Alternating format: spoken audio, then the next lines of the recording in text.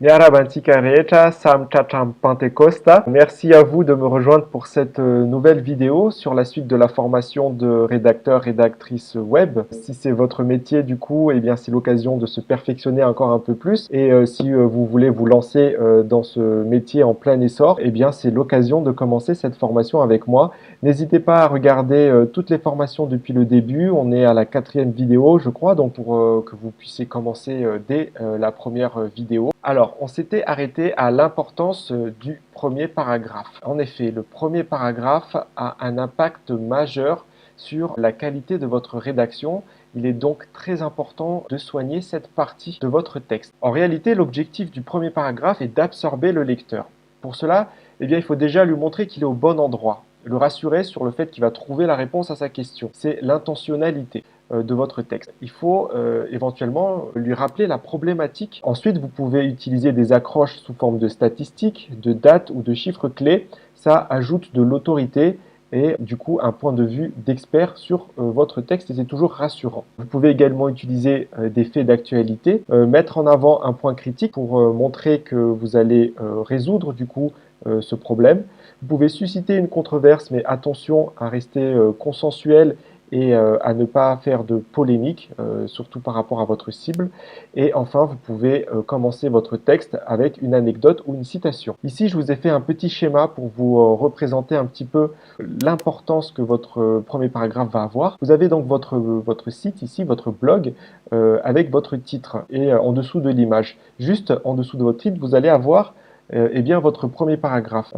Il faut savoir que quand votre article de blog va être publié sur les réseaux sociaux, eh bien, cette partie, ce premier paragraphe, va également être visible en dessous de votre titre la plupart du temps. Donc, il est très important qu'il soit attractif et qu'il incite au clic. Aujourd'hui, la lecture à l'écran se fait de façon non linéaire. C'est une lecture qui ne se fait pas du début à la fin de votre texte.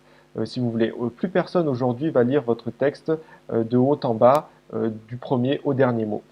Ils vont plutôt commencer par lire le titre, peut-être lire quelques petits éléments de votre premier paragraphe, puis descendre, lire les autres sous-titres, remonter, revoir votre premier paragraphe, etc. Donc, pour résumer, eh bien, c'est pas une lecture de A à Z, qui ne se fait pas de A à Z, mais une lecture qui se fait du coup avec différents points d'ancrage.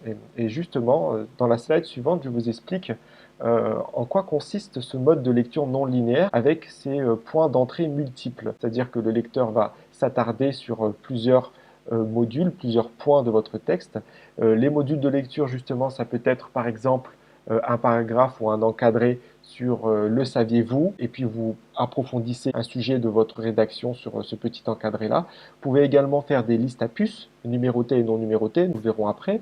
Vous pouvez également faire des modules de citation, mettre en avant une citation, un témoignage, une citation d'expert par exemple. Vous pouvez mettre des éléments en gras pour que l'œil s'arrête sur ces éléments importants et puis que ça donne une dynamique de lecture. Vous pouvez utiliser des visuels accompagnés de légendes également. Ça permet d'arrêter l'œil un moment et de mettre en avant certains mots-clés ou éléments qui vous sont demandés dans votre brief. Alors, une disposition analysable, c'est justement l'utilisation des listes à puces. Donc, il y a deux listes à puces qu'on utilise régulièrement. C'est la liste à puces classique en forme de bullet point, donc avec des points, et puis la liste à puces numérotée. Maintenant que vous avez quelques idées sur comment organiser votre premier paragraphe, eh bien nous allons nous intéresser à son contenu. Pour cela, il doit comporter des textes courts, des phrases courtes, des phrases simples et faciles à comprendre, un vocabulaire adapté à votre cible et des paragraphes aérés. Je vous ai mis pour terminer un petit exemple d'une introduction qui pour moi respecte pas mal de ces points intéressants. Donc je vous laisserai regarder ça sur la présentation. N'hésitez pas à envoyer un petit mail à l'équipe de notre association info@madaolstar.org pour bénéficier de cette formation complète. Nous vous l'enverrons par email et vous pourrez suivre les autres vidéos avec ce support en main. Merci d'avoir regardé cette nouvelle vidéo, j'espère qu'elle vous a plu. Ciao tout le monde!